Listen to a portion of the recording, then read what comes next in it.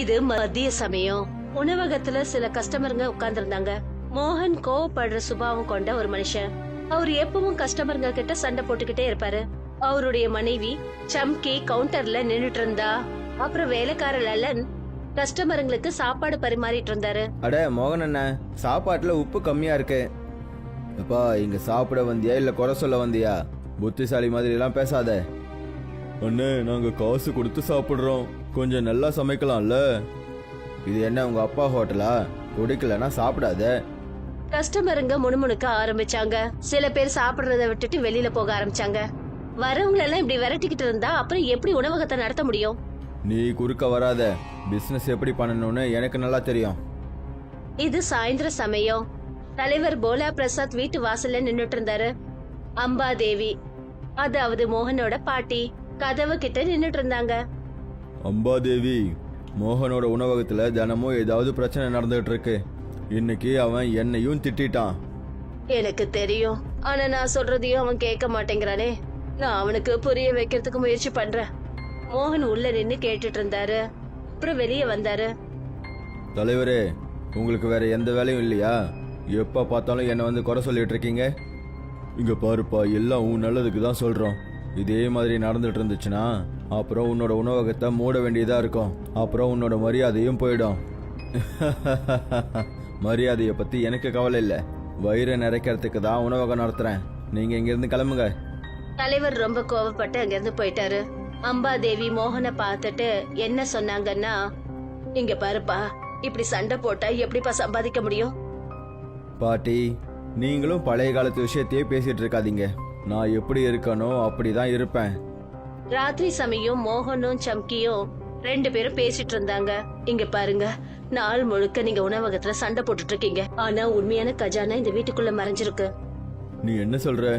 உங்க தாத்தா அலமாரிக்குள்ள நிறைய நகைகளும் தங்கங்களும் பூட்டி வச்சிருக்காரு. ஆனா உங்க பாட்டி அதை யாரையும் தொட விட மாட்டேங்கிறாங்க. அட, அப்படின்னா பாட்டி கிட்ட போய் கேட்கலாம்ல. அவங்க அவ்வளவு சுலபமா நமக்கு கொடுத்துருவாங்கன்னு நீங்க நினைக்கிறீங்களா? நாம அதை செலவு பண்ணிடுவோமோன்னு அவங்க பயப்படுறாங்க. மோகன் யோசிக்க ஆரம்பிச்சாரு. மறுநாள் காலையில ரொம்ப கோவத்தோட மோகன் பாட்டி கிட்ட போனாரு. பாட்டி, எனக்கு அலமாரி சாவி கொடுங்க. எதுக்கு? அதுல தாத்தாவோட கஜானா இருக்கு. அதை வச்சு நான் என்னோட செலவுகளை பாத்துக்க போறேன். மாட்டேன். உனக்காக அந்த பீரோவை நான் திறக்க மாட்டேன். அப்படின்னா நான் எப்பவும் ஏழையாவே இருக்கணும்னு நினைக்கிறீங்களா? அப்படி கஷ்டப்பட்டு உழைச்சினா உனக்குன்னு கஜானாவை சேமிச்சு வைப்பேன். அடுத்தவங்களோட கஜானாவை எதுக்கு பறிக்க பாக்குற? உங்களுக்கு என்ன பத்தி எந்த கவலையும் இல்ல. உங்களுக்கு உங்களை பத்தி மட்டும்தான் கவலை. மோகன் கோவத்தோட அங்கிருந்து புறப்பட்டு போனாரு. பாட்டி அவரையே பாத்துட்டு இருந்தாங்க. ஆனா அவங்க எதுவும் பேசல. இப்ப மத்திய சமயம் இருக்கும். ஜமீன்தார் பல்தேவ் சிங் அவருடைய 2 வேலையாட்களோட மோகனோட வீட்டுக்கு வந்தாரு. அம்பாதேவி, மோகன் வீட்டை அடமானம் வச்சுட்டான். இதுக்கப்புறம் என்னால வெயிட் பண்ணவே முடியாது. என்ன வீடு அடமானத்துல இருக்கா? இது நிச்சயம் இருக்காது. நீங்க மட்டும் கடனை அடைக்கல, மோகனை என்ன பண்ணுவேன்னு எனக்கு தெரியாது. பாட்டி ரொம்ப பயந்து போய் மோகனை கூப்பிட்டாங்க. மோகன், நீ என்ன காரியப்பா பண்ணிருக்க? பாட்டி, இந்த வீடை காப்பாத்துறதுக்கு இப்ப ஒரு வழி மட்டும்தான் இருக்கு. அந்த அலமாரி சாவியை கொடுங்க. பாட்டி பெருமூச்சு விட்டாங்க. அப்புறம் பீரோவை திறக்கிறதுக்காக அறைக்குள்ள போனாங்க. பாட்டி பீரோவை திறந்தாங்க. மோகனும் சம்கியும் அத கவனமா பார்த்தாங்க. அதுல பழைய பேப்பருங்க மட்டும்தான் இருந்தது. இதெல்லாம் என்ன விளையாட்டு? இதுல வெறும் பேப்பர் மட்டும்தான் இருக்கு. இதுதான் உங்க தாத்தாவோட கஜானா. மோகன் கோவத்தோட அந்த பேப்பரை திருப்பி பார்த்தான். அதுல ஒரு பேப்பர்ல கவனம் பட்டுச்சு. பர்தா சமோசா ரெசிபி. என்ன இது? அப்படி கடினமா கஷ்டப்பட்டு உழைச்சேன்னா அது கஜானாவுக்கு குறைஞ்சதில்ல. மோகன் ஆழ்ந்து யோசிக்க ஆரம்பிச்சாரு. அப்புறம் இதுதான் அவருடைய வாழ்க்கை மாறத்துக்கான ஆரம்பமா இருந்தது. மோகன் கோவத்தோட போய் கட்டில்ல உட்கார்ந்தாரு. அந்த ரெசிபி பேப்பர் அவரோட கையில இருந்தது. சம்கி பக்கத்துல தான் இருந்தா. இருந்தாலும் அவ கவலையோட இருந்தா. இதெல்லாம் என்ன விளையாட்டு? நான் அந்த அலமாரிக்குள்ள தங்கம் வெள்ளின்னு இருக்குன்னு நினைச்சா, ஆனா அதுல வெறும் ஒரே ஒரு சமோசா ரெசிபி மட்டும்தான் இருக்கு. இப்ப நீங்க என்ன பண்ண போறீங்க? வேற என்ன பண்றது? பசியோட சாகிறத தவிர வேற வழியே இல்ல. ஒரு தடவை செஞ்சுதான் பாருங்களேன். ஒருவேளை இது வேலைக்கு ஆனாலும் ஆகலாம்ல. மோகன் ரெசிபி பேப்பரை தூக்கி வீசினாரு. சம்கி அதை எடுத்துக்கிட்டு அங்கிருந்து போனா. ராத்திரி முழுக்க மோகன் நிம்மதி இல்லாம படுத்துக்கிட்டு இருந்தாரு. மோகன் சும்மா தான் உட்கார்ந்து இருந்தாரு. அங்க எந்த ஒரு கஸ்டமரும் வரல. அவர் பசியோட வேதனையில அந்த ரெசிபியை எடுத்து படிக்க ஆரம்பிச்சாரு. இது ஒரு கஜானாவுக்கு குறைவானது இல்லைன்னு பாட்டி சொன்னாங்க. சரி, ஒரு தடவை முயற்சி பண்ணி பார்க்கலாம். அவர் எழுந்து அந்த டாபாக்குள்ளர போனாரு. அப்புறம் கத்திரிக்காய் பர்த்தா பண்ணாரு. சம்கி அத அமைதியா பாத்துக்கிட்டு இருந்தா. நீங்க நிஜமா தான் செய்றீங்களா? ஆனா இந்த விஷயத்தை யாருக்கிட்டயும் சொல்லாத. ஏன்னா ஒருவேளை இது நல்லா இல்லைன்னா அப்புறம் எல்லாரும் சிரிப்பாங்க. மோகன் சமோசா செஞ்சாரு. ஆனா அதோட சுவை ஒன்னும் ரொம்ப பெருசா இல்ல. மோகன் ரொம்ப வெறுப்போட பாட்டிய பாக்குறதுக்கு போனாரு. பாட்டி, நீங்க தானே சொன்னீங்க இந்த ரெசிபி ஒரு கஜானாவுக்கு குறைவானது இல்லைன்னு. ஆனா நான் பண்ண அந்த சமோசா அந்த அளவுக்கு நல்லா இல்லையே. கடினமா கஷ்டப்பட்டு உழைக்கிறவங்களுக்கு தான் கஜானா கிடைக்கும். ரெசிபிய படிக்கிறதுனால மட்டும் அதுல சுவை நிறைஞ்சிராது. பாட்டி எழுந்து சமையல் அறைக்கு போனாங்க. அப்புறம் மசாலாவை சரியா கலவை செஞ்சு மோகன் கிட்ட காட்டினாங்க. சமோசா மாவை பிசைஞ்சு செய்யறதுனால மட்டும் ஆயிட போறது இல்ல. இது சுவை அப்புறம் கடின உழைப்போட அடையாளம். அப்படின்னா நான் மறுபடியும் செய்யணுமா? கண்டிப்பா. ஆனா இந்த முறை மனசார அதை செய். மோகன் மறுபடியும் அந்த சமோசாவை செஞ்சாரு. ஆனா இந்த தடவை சுவை ரொம்ப அற்புதமா இருந்தது. மோகன் முதல் முறையா தன்னோட கஸ்டமர்களுக்கு புது சமோசாவை பரிமாறினாரு. அடடா, இந்த சமோசா அற்புதமா இருக்கே. இதுல உருளைக்கிழங்கே இல்ல. வாவ், இந்த மாதிரி சமோசாவை நான் சாப்பிட்டதே கிடையாது. மெல்ல மெல்ல கிராமத்துல வறுத்த சமோசாவை பத்தி பேச ஆரம்பிச்சாங்க. மோகன் கட்டில்ல உட்காந்துக்கிட்டு ஏதோ யோசிச்சுட்டு இருந்தாரு. அப்ப பாட்டி பக்கத்துல வந்தாங்க. இப்போவாவது புரியுதா உண்மையான கஜானானா என்னதுன்னு? ஆமா பாட்டி, உழைப்பை விட பெரிய கஜானா வேற எதுவும் இல்ல. என்னோட தப்ப நான் கண்டிப்பா திருத்திக்குவேன். பாட்டி ரொம்ப பெருமையோட மோகனை பார்த்தாங்க. மோகன் இப்ப முழு மனசோட மறுபடியும் தன்னுடைய டாபாவை நிறுத்தணும்னு முடிவு பண்ணாரு. சில நாட்கள்ல அந்த டாபா முன்ன விட நல்ல பிரபலமாயிடுச்சு. பழைய மர டேபிள் சேர் இருந்த இடத்துல சுத்தமான டேபிள் சேர் வந்தது. மோகன் கவுண்டர்ல நின்னுட்டு இருந்தாரு. அப்புறம் சம்கி ஆர்டர் எடுத்துட்டு இருந்தா. அட மோகன், இந்த பர்த்தா சமோசா ரொம்ப நல்லா இருக்கு. ஜனங்க இதை சாப்பிடுறதுக்கு ரொம்ப தூரத்துல இருந்தெல்லாம் வராங்க. அண்ணே, இப்போ உங்க சமோசாவை பத்தி நம்ம ஏரியால எல்லாருக்கும் தெரிஞ்சிடுச்சு. அந்த நேரத்துல தான் கிராமத்து ஜமீன்தார் பல்தேவ் சிங் அங்க வந்தாரு. அவரை பார்த்துட்டு அமைதியானாங்க. என்ன மோகன், இப்போலாம் உன்னோட தாபா ரொம்ப ஃபேமஸ் ஆயிடுச்சு போல. ஆமா முதலாளி, அதுக்கு நான் உழைச்சிருக்கனே. சரி, எனக்கும் ஒரு சமோசா கொண்டு வா. மோகன் அவரே சுவையான சமோசாவை பொரிச்சாரு. அப்புறம் அத ஜமீன்தார் முன்னாடி வச்சாரு. பல்தேவ் சிங் முதல் கடிய கடிச்சதுமே ரொம்ப ஆச்சரியப்பட்டாரு. வாவ், இப்படி ஒரு சமோசாவை நான் முன்னாடி எப்பவும் சாப்பிட்டதே இல்லை. இப்போ உங்களோட கடனை நான் சீக்கிரமா கொடுத்துருவேன். நான் மாசம் மாசம் உங்களுக்கு திருப்பி கொடுத்துடுறேன். அட, இப்ப கடனை பத்தி என்ன கவலை? உன்னோட சமோசா தான் ரொம்ப ஃபேமஸ் ஆயிடுச்சுல்ல, அப்போ பணமும் கண்டிப்பா வந்துடும். கிராமத்து ஜனங்கள்லாம் கை தட்டினாங்க. அப்புறம் அந்த டாபாவில ரொம்ப சந்தோஷமா இருந்தது. மோகன் தன்னுடைய பாட்டி கிட்ட வந்தான். பாட்டி, நீங்க சரியா சொன்னீங்க. உழைப்பும் நேர்மையும் தான் உண்மையான கஜானா. நீங்க சொல்லி கொடுத்தது தான் என்னோட வாழ்க்கைக்கு இன்னைக்கு உதவி இருக்கு. அம்பாதேவி ரொம்ப சந்தோஷத்தோட, இன்னைக்கு என் பேரனை பார்க்கும்போது ரொம்ப பெருமையா இருக்கு. சம்கியும் பக்கத்துல வந்தா. இப்ப நாம சிட்டில ஒரு டாபா ஓபன் பண்ணி ஆகணுங்க. எல்லாரும் சந்தோஷத்துல சிரிச்சாங்க. மொத்த கிராமத்து ஜனங்களும் கூடி இருந்தது. மோகன் தன்னுடைய டாபாவுக்கு வெளியில நின்னுட்டு இருந்தாரு. அங்க ஒரு பெரிய போர்டை மாட்டினாங்க. அதுல என்ன எழுதி இருந்ததுன்னா, பர்த்தா சமோசா டாபா. மோகன் வாழ்க, பர்த்தா சமோசா வாழ்க. மோகன் ரொம்ப பெருமையோட அவருடைய டாபாவை பார்த்தாரு. அவருடைய கண்கள்ல ஒளி தெரிஞ்சது. அவருடைய ஈடுபாடும் கடினமான உழைப்பும் அவரை ஒரு வெற்றிகரமான மனுஷனா மாத்துச்சு.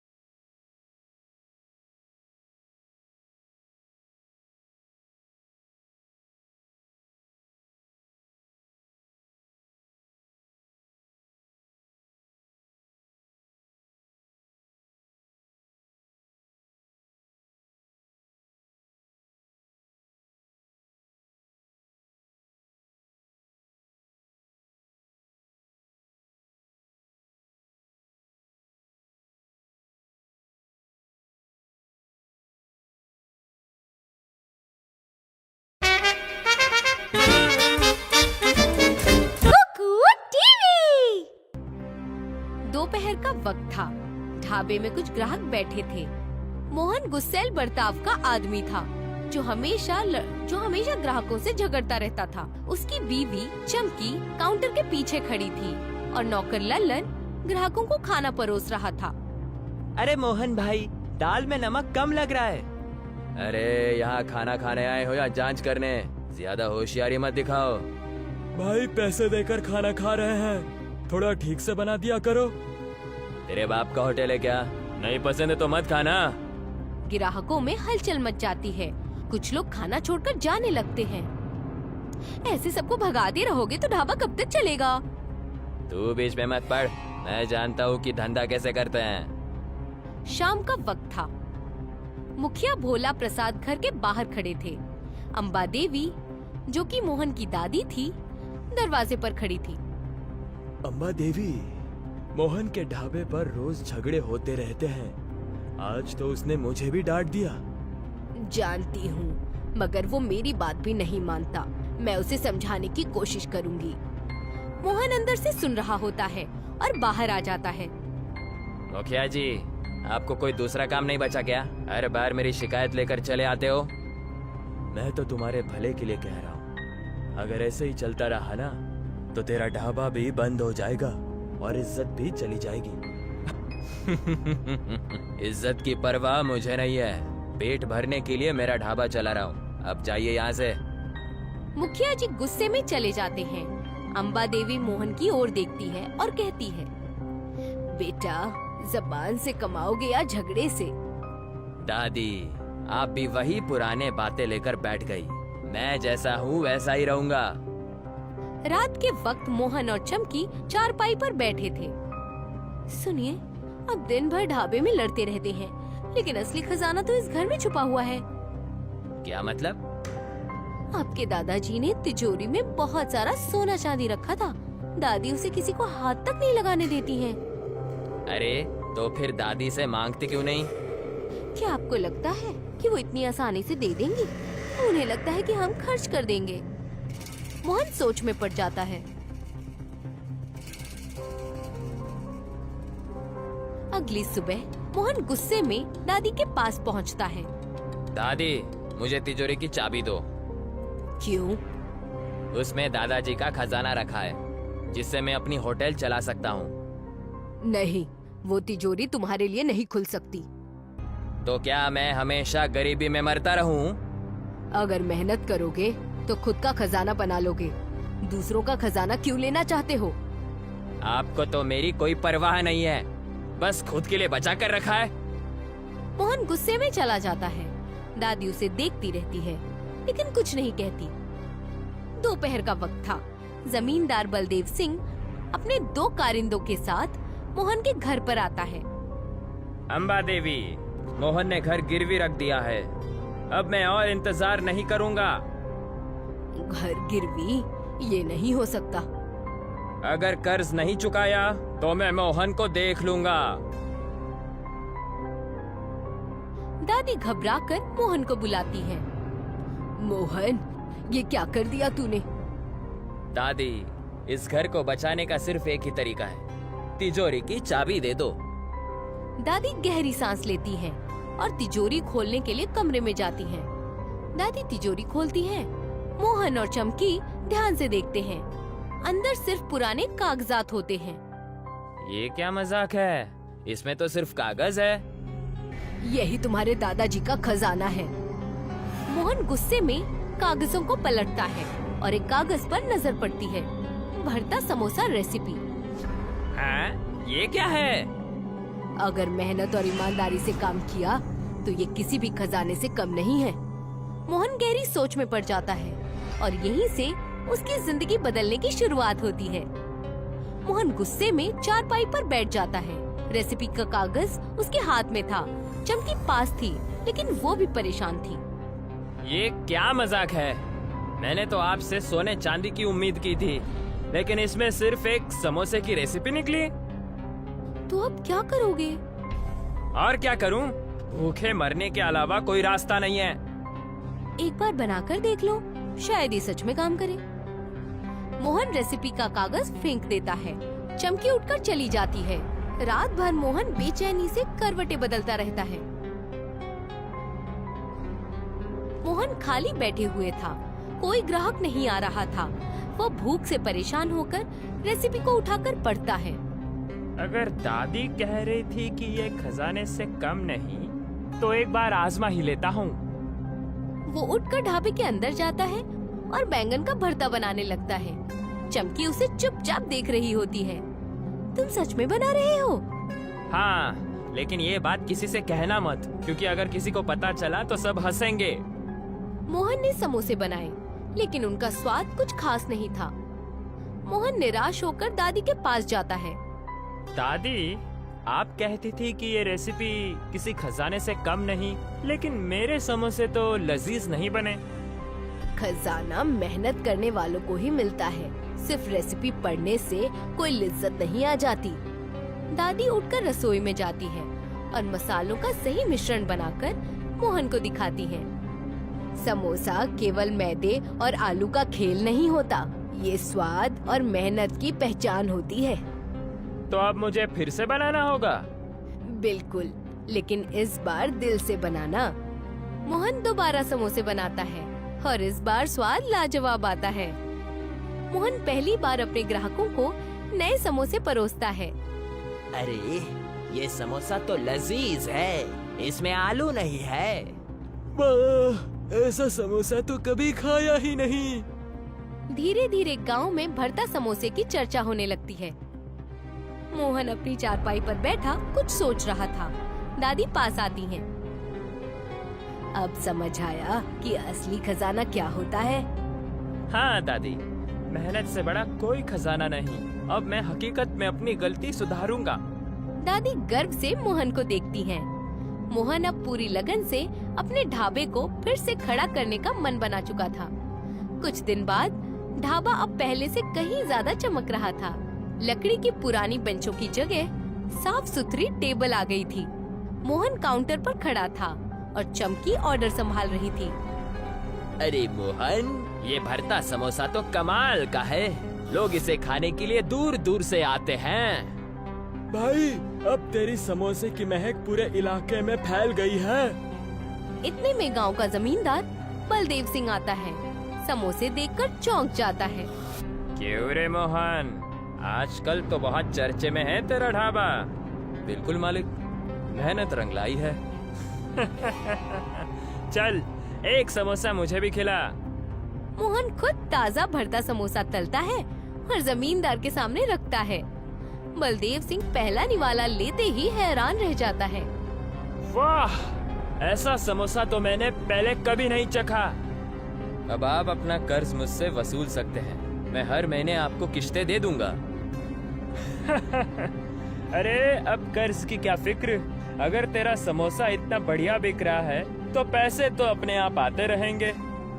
गांव वाले ताली बजाते हैं और ढाबे में खुशी का माहौल बन जाता है।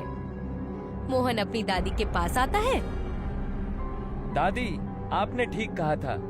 असली खजाना मेहनत और ईमानदारी है। आपने जो सिखाया वही मेरी असली पूंजी निकली। अम्बा देवी भावुक होकर, आज मुझे अपने पोते पर नाज है। चमकी भी पास आती है। अब तो हमें भी शहर में एक और ढाबा खोल लेना चाहिए। सब हंसने लगते हैं। पूरा गांव इकट्ठा था। मोहन अपने ढाबे के बाहर खड़ा था। एक बड़ा सा नया बोर्ड लगाया जा रहा था, जिस पर लिखा था, भरता समोसा ढाबा। मोहन की जय हो, भरता समोसा जिंदाबाद। मोहन गर्व से अपने ढाबे को देखता है। उसकी आंखों में चमक थी। उसकी मेहनत और लगन ने उसे एक कामयाब इंसान बना दिया।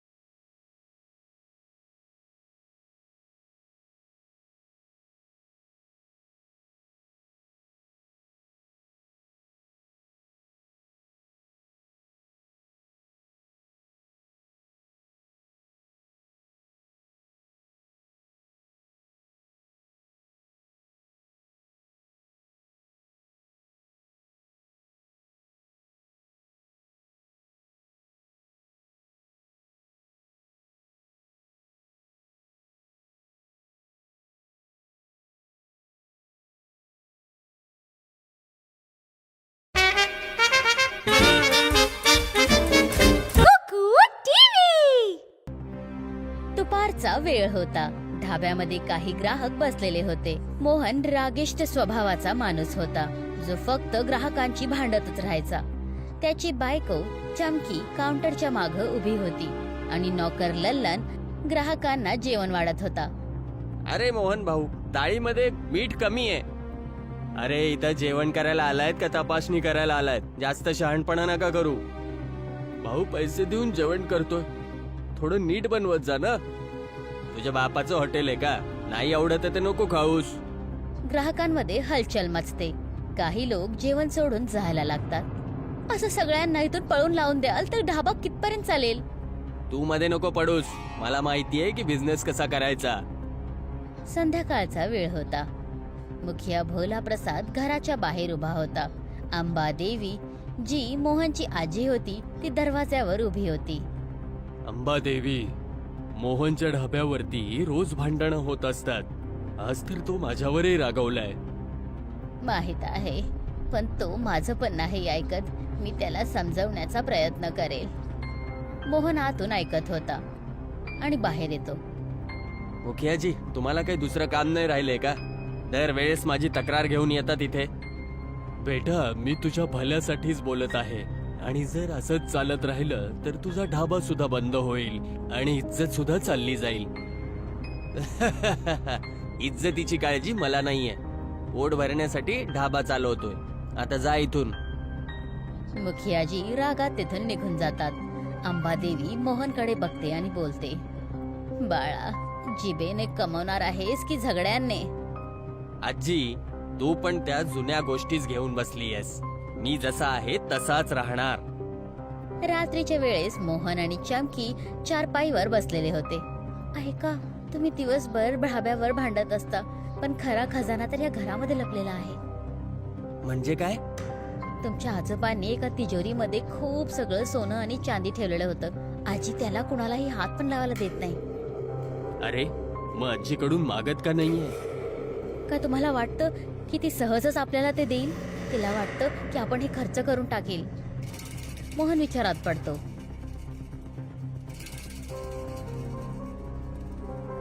दुसऱ्या दिवस सकाळी मोहन रागात आजीकडे पोचतो. आजी, मला ती तिजोरीची चावी दे. का?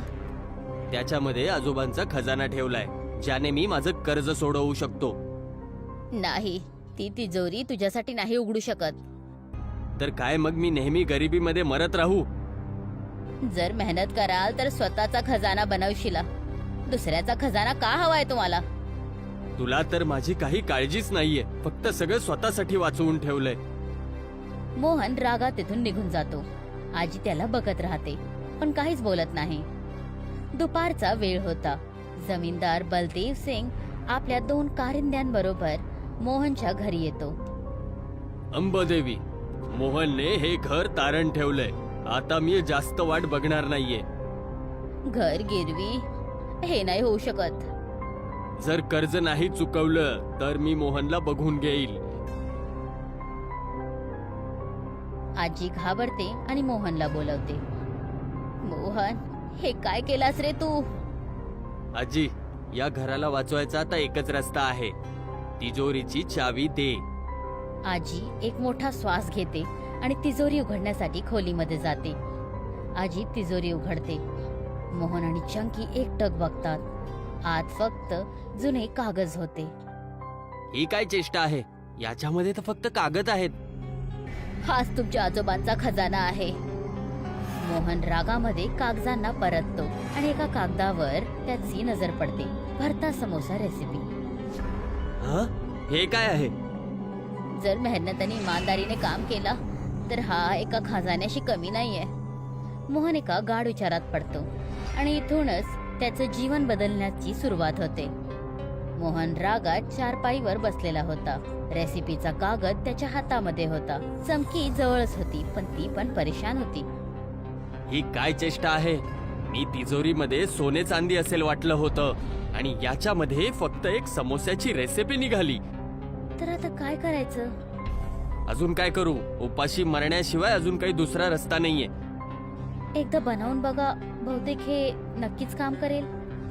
मोहन रेसिपीचा कागद टाकतो. चंकी उठून निघून जाते. रात्रभर मोहनला झोप येत नाही आणि तो इकडे तिकडे परतत असतो. मोहन खाली बसलेला होता. एक पण ग्राहक येत नव्हता. त्याला भूक लागत होती आणि तो रेसिपीला उचलतो आणि वाचायला लागतो. जर आजी म्हणत होती हे काही खजान्यापेक्षा कमी नाही, तर एकदा आजमावून बघतोच. तो उठून ढाब्याच्या आत जातो आणि बैगनचा भरता बनवायला लागतो आणि चमकी त्याला गपचूप बघत होती. तुम्ही खरोखर बनवत आहात? हा, पण ही गोष्ट कोणाला सांगू नको, कारण जर खराब बनलं ना तर सगळे हसतील. मोहनने समोसे बनवले, पण त्यांचा स्वाद काही खास नव्हता. मोहन निराश होतो आणि आजीकडे जातो. आजी, तू म्हणत होती की ही रेसिपी कुठल्या खजान्यापेक्षा कमी नाही, पण मी बनवलेले समोसे चांगले नाही बनले. खजाना मेहनत करणाऱ्यांनाच मिळतो, फक्त रेसिपी वाचण्याने कुणाला इज्जत नाही मिळत. आजी उठून किचन मध्ये जाते आणि मसाल्यांचा चांगला मिश्रण करून मोहनला दाखवते. समोसा फक्त मैदा आणि मसाल्याचा खेळ नसतो, हा स्वाद आणि मेहनतीची पहचान असते. तर मग आता मला परत बनवावं लागेल. हो नक्की, पण ह्या वेळेस मन लावून बनव. मोहन परत समोसे बनवतो आणि ह्या वेळेस स्वाद एकदम लाजवाब असतो. मोहन पहिली वेळा आपल्या ग्राहकांना नवीन समोसे वाढतो. अरे, हे समोसे तर खूपच छान आहेत. याच्यामध्ये बटाटा नाहीये. ओ, असला समोसा तर कधी खाल्लाच नाहीये. हळूहळू गावामध्ये भरता समोस्याची चर्चा व्हायला लागते. मोहन आपल्या चारपाईवर बसून काही विचार करत होता. आजी जवळ येते. आता समजलं की खरा खजाना काय असतो. हो आजी, मेहनतीशिवाय कुठला दुसरा खजाना नाहीये. आता मी खरंच माझ्या चुका सुधरवून टाकेल. आजी अभिमानाने मोहनला बघते. मोहन आता पूर्ण लगन लावून आपल्या ढाब्याला पुन्हा उभं करण्याचं मन बनवतो. काही दिवसांनंतर ढाबा पहिल्यापासून खूप जास्त चमकत होता. लाकडांच्या जुन्या बेंचच्या जागी सुंदरशे टेबल आले होते. मोहन काउंटरवर उभा होता आणि चमकी ऑर्डर सांभाळत होती.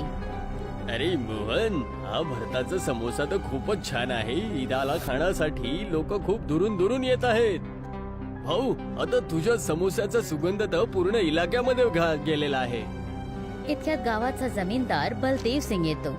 सगळेजण त्याला बघून गपचूप राहतात. काय रे मोहन, आजकाल खूप चर्चेमध्ये आहे तुझा ढाबा. बिलकुल मालक, मेहनत रंगात आली. चल, एक समोसा मला पण खाऊ घाल. मोहन स्वतः ताजा भरता समोसा बनवतो आणि जमीनदारच्या समोर ठेवतो. बलदेव सिंग पहिला घास खातो आणि अचंबित राहतो. वाह, असा समोसा तर मी कधी आधी खाल्लाच नाहीये. आता तुम्ही कर्ज माझ्याकडून वसूल करू शकता. मी दर महिन्याला तुम्हाला पैसे देईल. अरे, आता कर्जाची काय चिंता. तुझा समोसा एवढा चांगला विकला जातोय तर पैसा तर आपोआप येतच राहील. गाववाले टाळ्या वाजवतात आणि सगळीकडे आनंदाचा माहोल बनतो. मोहन आपल्या आजीकडे येतो. आजी, तू बरोबर बोलली होतीस. खरा खजाना तर मेहनत आणि आपला खरेपणा आहे. तुम्ही जे शिकवलं तीच माझी खरी पुंजी निघाली. अंबादेवी भाऊक होते. आज मला माझ्या नातूवर गर्व होत आहे. चमकी पण जवळ येते. आता तर आपल्याला पण शहरमध्ये आणखीन एक ढाबा उघडायला हवा. सगळेजण हसायला लागतात. पूर्ण गाव एकत्रित होतं. मोहन आपल्या ढाब्याच्या बाहेर उभा होता. एक मोठासा नवीन बोर्ड लावला होता, ज्याच्यावर लिहिलेलं होतं, भरता समोसा ढाबा. मोहनची जय असे. भरता समोसा जिंदाबाद. मोहन एकदम आनंदाने आपल्या ढाब्याला बघतो. त्याच्या डोळ्यांमध्ये चमक होती. त्याच्या मेहनतीने त्याला एक सफल माणूस बनवलेलं होतं.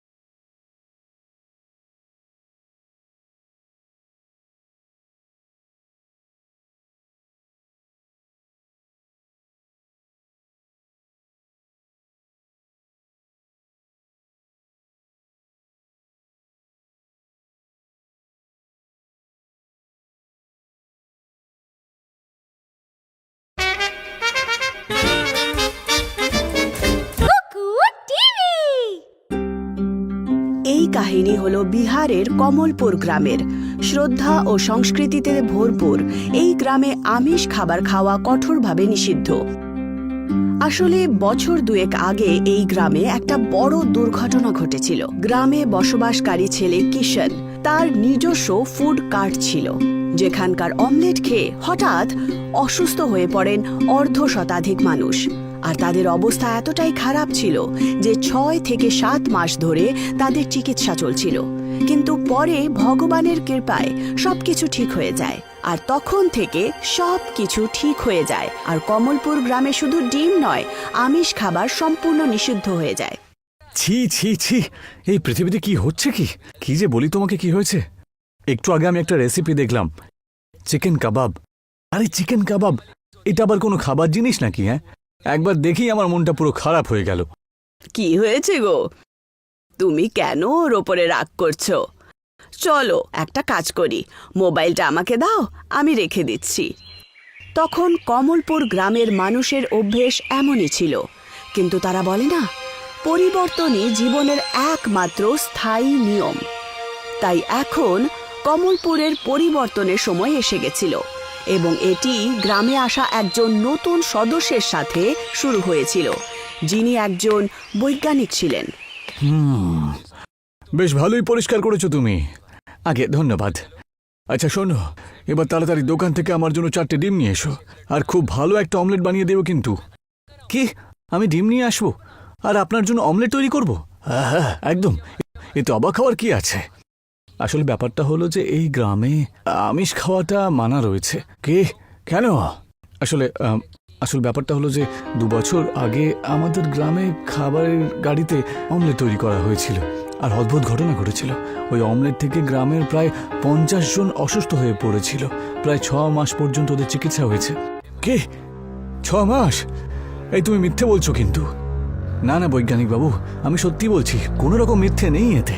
কি জানি ওই ডিমের মধ্যে কি ছিল। গ্রামের লোকজন এক এক করে এমনভাবে অসুস্থ হয়ে পড়ছিল যে কি বলবো আপনাকে। আর সেই দিন থেকে আমাদের এই কমলপুর গ্রামে ডিমের ওপরে নিষেধাজ্ঞা জারি হয়। আর শুধুমাত্র ডিমের ওপরেই নয়, বরং পুরো আমিষ খাবারের ওপরেই। আরে এইসব বাজে বাজে কথা, এটা আবার কখনো হয় নাকি? আরে অমলেট থেকে রোগ ছড়িয়ে যাচ্ছে, ওই খাবারে নিশ্চয়ই কোনো গন্ডগোল ছিল। হ্যাঁ সেটা হতেই পারে, কিন্তু এখন এই কথাটা গ্রামের লোকেদেরকে কে বোঝাবে বলুন তো? রামুর কথা শুনে ব্রহ্মকান্ত খুব অবাক হলেন। গ্রামে কতগুলো দোকান ঘুরেছেন তা তিনি নিজেই জানেন না, কিন্তু ডিম বা মুরগি কিছুই পাননি তিনি, কিছু না। আর বেচারা ব্রহ্মকান্তের অমলেট খাওয়ার স্বপ্নই রয়ে গেল।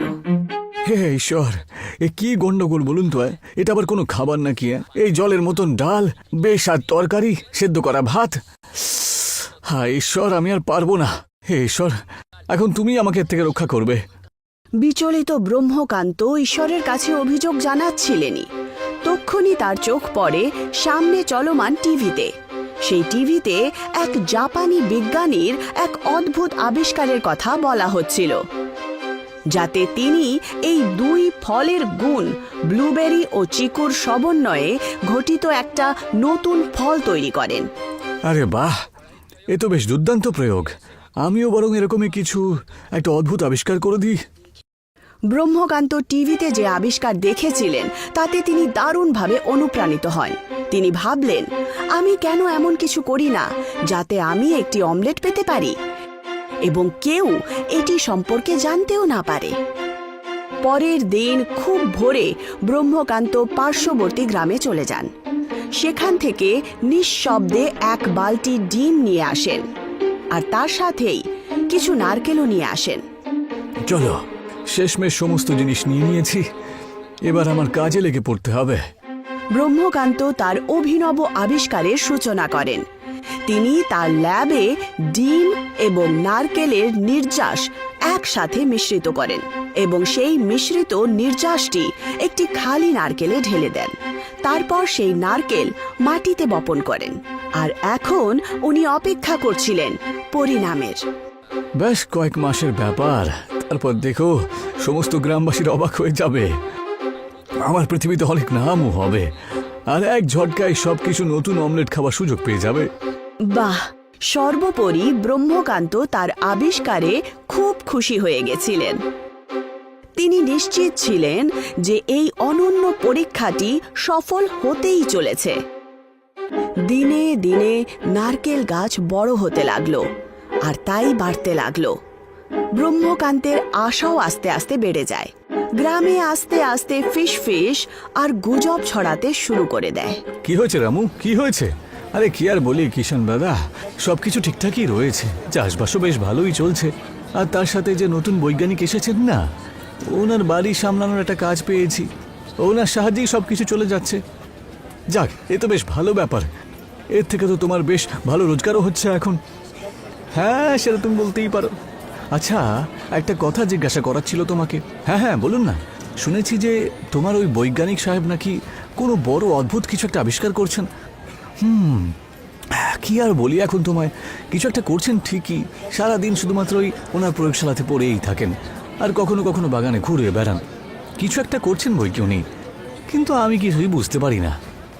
এইসব পড়াশোনার লোকজনের মাথায় কত কিছু যে চলে কে জানে। তা তুমি ঠিকই বলেছ। ব্রহ্মকান্তের প্রত্যাখ্যান নিয়ে অনেক কথা হচ্ছিল, কিন্তু সেসব বিষয়ে প্রশংসা কম ছিল, আর ব্রহ্মকান্তের বুদ্ধি নিয়ে বেশি প্রশ্ন উঠছিল। আর হবে নাই বা কেন? অমলেট খাওয়ার জন্য কে নারকেল গাছ বপন করে? অবশেষে দীর্ঘ প্রতীক্ষার পর ব্রহ্মকান্তের দখলে থাকা একটি নারকেল গাছে নতুন নারকেল দেখা দিতে শুরু করে। ইয়েস ইয়েস ইয়েস, আমি করে ফেলেছি, আমি করে ফেলেছি, আমি করে ফেলেছি।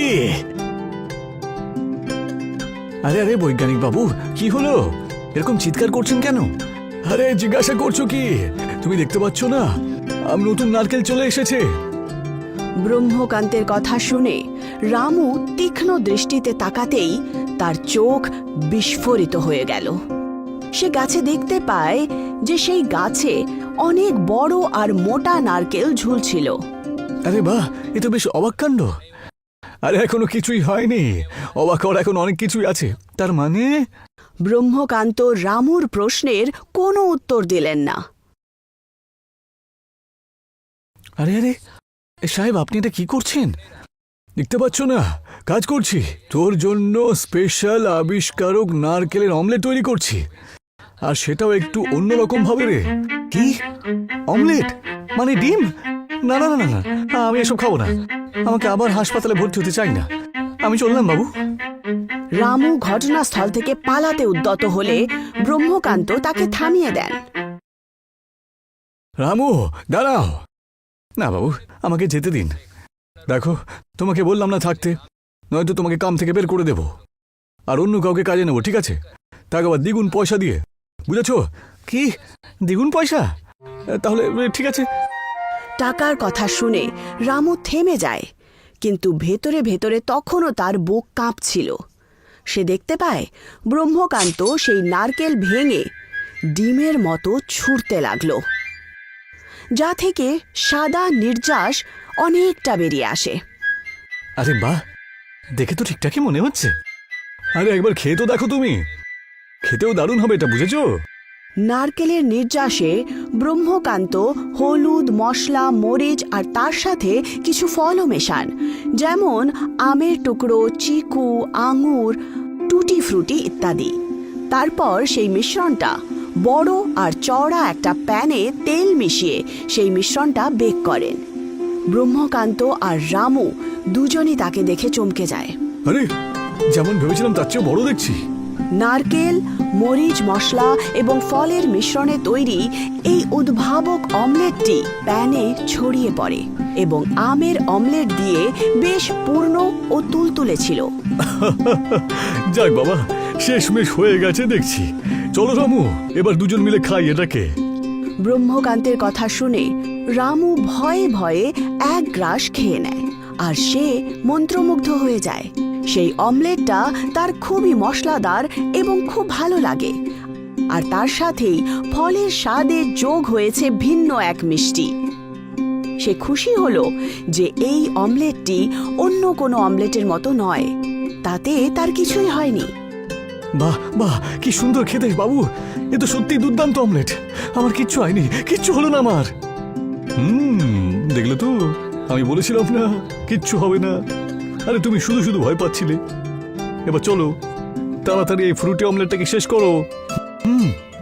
দারুণ ব্যাপার, ফ্রুটি অমলেট, এটা কিন্তু দারুণ।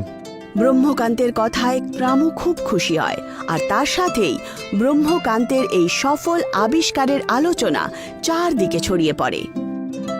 কমলপুর গ্রামে আবার অমলেট ও মুরগি তৈরি করা হয় এবং এই ব্রহ্মকান্তকে এই নতুন পরীক্ষার জন্য সম্মানিত করা হয়।